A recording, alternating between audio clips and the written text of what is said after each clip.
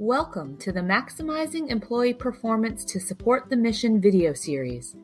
This is the third in a three-part series covering the details of performance improvement plans, or PIPs, including what happens prior to, during, and after the completion of a PIP.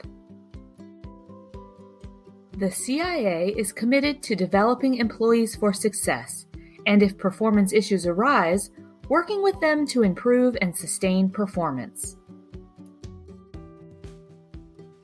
Supervisors use PIPs to guide employees toward improvement when they do not meet expectations in a performance summary.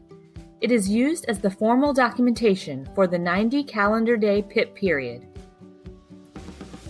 As covered in the previous video on early identification and intervention, a PIP should not be the first step in addressing performance issues.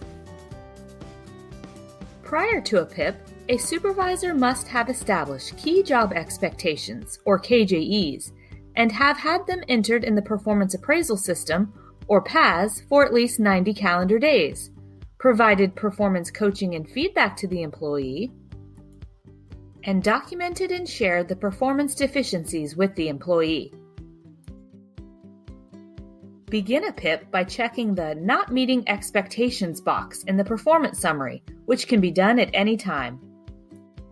There are several steps to guide supervisors through the PIP process. Step 1. Leverage resources and guidance. Step 2. Close performance summary as not meeting expectations, which generates a PIP. Step 3. Establish PIP KJEs. Step 4. Meet frequently and document PIP progress.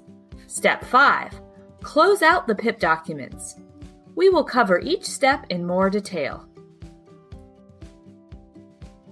Step 1 in the PIP process is to leverage available resources and guidance.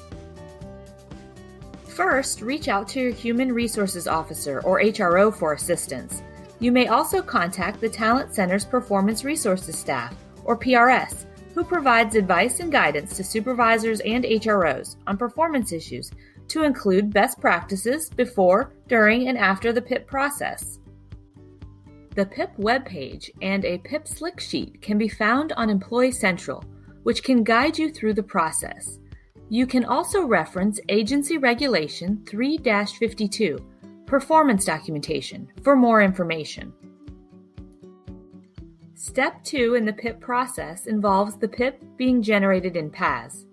If, after providing coaching and performance feedback, an employee is still not meeting expectations, the supervisor should notify the HRO and PRS in advance that a PIP is likely. The supervisor then marks not meeting expectations in the performance summary and fills out the PIP justification field. A PIP is automatically generated in PAS once the performance summary is closed, assuming the employee is staying in their current position. If the employee has already accepted or moved on to a new assignment, contact PRS. Step 3 in the PIP process is to establish PIP KJEs that the employee will work towards for the next 90 calendar days. PIP KJEs should be tailored to the employee's position at the correct grade level, cover the full scope of the work of the position, and generally mirror the previous KJEs unless the work has substantially changed. Supervisors should work with PRS to ensure the KJEs are appropriate. Supervisors should become familiar with the PIP standard practices, including: all PIPs are to be 90 calendar days in length. Following consultation with management and PRS, supervisors may extend an employee's first PIP by 90 calendar days to meet PIP requirements to allow more time to observe performance by adjusting the date in the PIP. An employee receiving a not meeting expectations in their performance summary is not eligible for promotions, quality step increases, exceptional performance awards, within grade increases, and/or bonuses.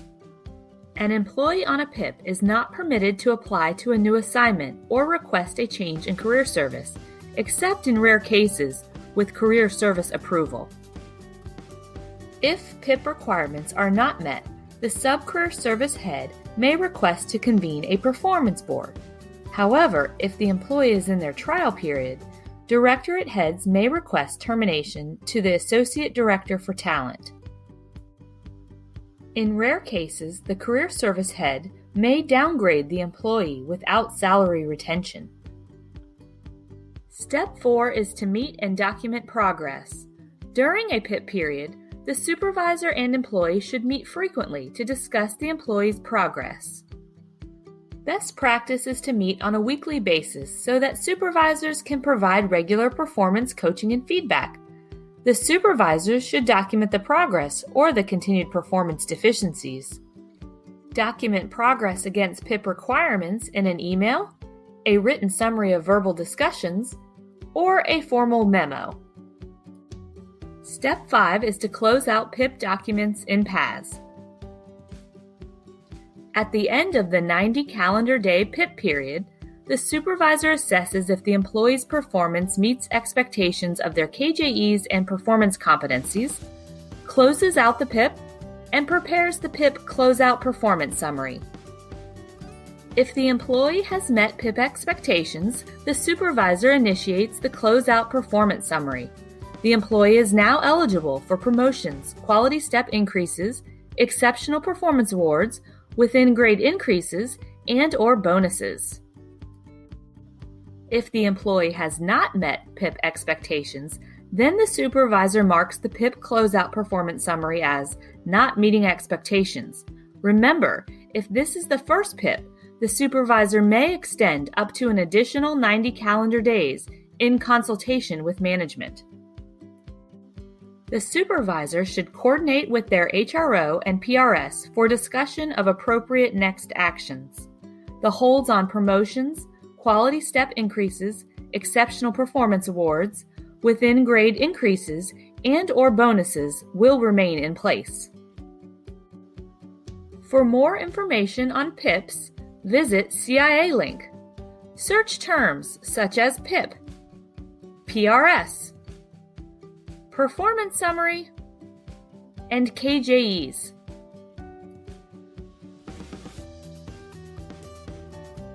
This concludes the 3-part video series on maximizing employee performance to support the mission. Please contact the Talent Center's Performance Resources staff by emailing PRS.